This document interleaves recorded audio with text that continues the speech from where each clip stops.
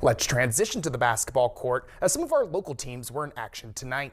We begin in West Virginia as the Williamstown Yellowjackets took on the Ritchie County Rebels in a crucial LKC showdown. Let's head out to Ellenboro and see how this one played out. Carter Satterfield is going to find Seth Cronin, who connects with a three-pointer from the wing to get the first points of the game on the board.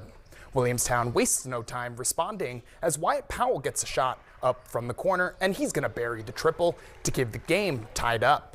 A couple of possessions later, Cronin wasn't finished other side of the court, this time knocking it down, another deep ball for the 15-10 Rebels lead.